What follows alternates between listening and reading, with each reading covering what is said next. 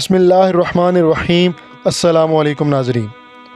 حضرت حباب رضی اللہ تعالیٰ عنہ فرماتے ہیں کہ ایک روز میں حضور نبی اکرم صلی اللہ علیہ وآلہ وسلم کی خدمت میں گیا، اور یہ وہ زمانہ تھا جب ہم پر خوب ظلم کیا جاتا تھا۔ میں نے آپ صلی اللہ علیہ وآلہ وسلم سے عرض کیا، اے اللہ کے رسول، کیا آپ ہمارے لیے دعا نہیں فرماتے؟ میرے الفاظ سنتے ہی آپ سیدھے ہو کر بیٹھ گئے، آپ کا چہرہ مبارک سرخ ہو گیا۔ پھر آپ نے فرمایا، تم سے پہلی امت کے لوگوں کو اپنے دین کے لیے کہیں زیادہ عذاب برداشت کرنا پڑے۔ ان کے جسموں پر لوہے کی کنگیاں کی جاتی تھیں جس سے ان کی کھال اور ہڈیاں الگ ہو جاتی تھیں، مگر یہ تکالیف بھی انہیں ان کے دین سے نہ ہٹا سکیں۔ ان کے سروں پر آرے چلا چلا کر ان کے جسم دو کر دیے گئے، مگر وہ اپنا دین چھوڑنے پر تیار بھی نہ ہوئے۔ اس دین اسلام کو اللہ تعالیٰ اس طرح پھیلا دے گا کہ ثنا کے مقام سے حضر موت جانے والے سوار کو سوائے اللہ تعالیٰ کے کسی کا خوف نہیں ہوگا، یہاں تک کہ چرواہے کو اپنی بکریوں کے متعلق بھیڑیوں کا ڈر نہیں ہوگا۔ حضرت حباب بن ارت رضی اللہ تعالیٰ عنہ فرماتے ہیں، ایک دن میرے لیے آگ دہکائی گئی، پھر وہ آگ میری کمر پر رکھ دی گئی، اور پھر اس کو اس وقت تک نہیں ہٹایا گیا جب تک کہ وہ آگ میری کمر کی چربی سے بجھ نہ گئی۔ ایسے ہی لوگوں میں حضرت عمار بن یاسر رضی اللہ تعالیٰ عنہ بھی تھے۔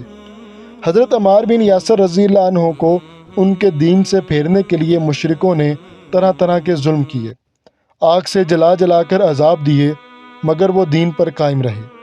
علامہ ابن جوزی رحمۃ اللہ علیہ لکھتے ہیں، ایک مرتبہ آپ صلی اللہ علیہ وآلہ وسلم اس طرف تشریف لے جا رہے تھے جہاں پر حضرت عمار رضی اللہ تعالیٰ عنہ کو آگ سے جلا جلا کر تکالیف پہنچائی جا رہی تھی۔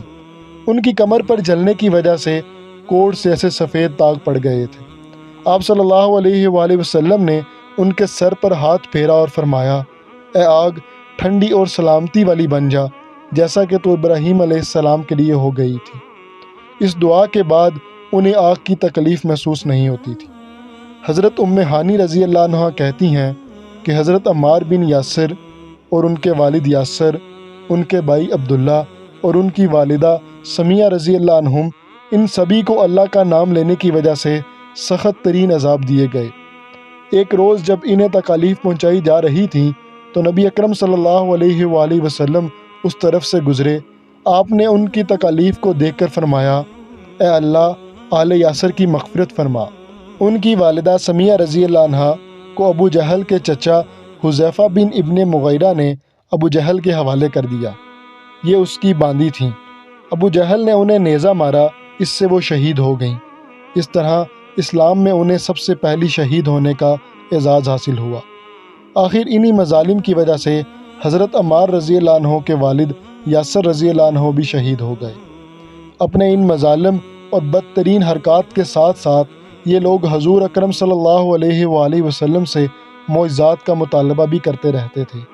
ایک روز ابو جہل دوسرے سرداروں کے ساتھ حضور نبی اکرم صلی اللہ علیہ وآلہ وسلم کے پاس آیا اور بولا، اے محمد، اگر تم سچے ہو تو ہمیں چاند کے 2 ٹکڑے کر کے دکھاؤ۔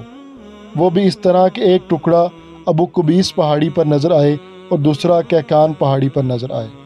مطلب یہ تھا کہ دونوں ٹکڑے کافی فاصلے پر ہوں تاکہ اس کے 2 ٹکڑے ہونے میں کوئی شک نہ رہ جائے۔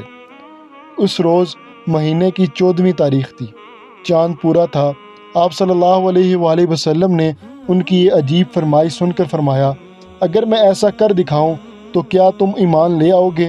انہوں نے ایک زبان ہو کر کہا، ہاں بالکل، ہم ایمان لے آئیں گے۔ آپ صلی اللہ علیہ وآلہ وسلم نے اللہ تعالیٰ سے دعا فرمائی کہ آپ کے ہاتھ سے ایسا ہو جائے۔ چنانچہ چاند فوراً 2 ٹکڑے ہو گیا۔ اس کا ایک حصہ ابو قبیس کے پہاڑ کے اوپر نظر آیا، دوسرا کہکان پہاڑ پر نظر آیا۔ اس وقت نبی اکرم صلی اللہ علیہ وآلہ وسلم نے ارشاد فرمایا، لو اب گواہی دو۔ ان کے دلوں پر تو قفل پڑے تھے، کہنے لگے، محمد نے ہم لوگوں کی آنکھوں پر جادو کر دیا۔ اس پر اللہ تعالیٰ نے سورہ قمر کے آیات نازل فرمائی۔ ترجمہ، قیامت نزدیک آ پہنچی اور چاند شک ہو گیا، اور یہ لوگ کوئی معجزہ دیکھتے ہیں تو ٹال دیتے ہیں اور کہتے ہیں یہ جادو ہے جو ابھی ختم ہو جائے گا۔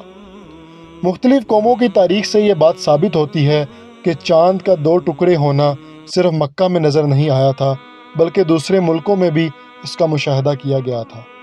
اسی طرح ایک دن مشرکین نے کہا، اگر آپ واقعی نبی ہیں تو ان پہاڑوں کو ہٹا دیجئے جن کی وجہ سے ہمارا شہر تنگ ہو رہا ہے، تاکہ ہماری آبادیاں پھیل کر بس جائیں، اور اپنے رب سے کہہ کر ایسی نہریں جاری کروا دیں جیسی شام اور عراق میں ہیں، اور ہمارے باپ داداؤں کو دوبارہ زندہ کرا کے دکھائیں۔ ان دوبارہ زندہ ہونے والوں میں قصا بن کلاب ضرور ہوں، اس لیے کہ وہ نہایت دانا اور عقل مند بزرگ تھے۔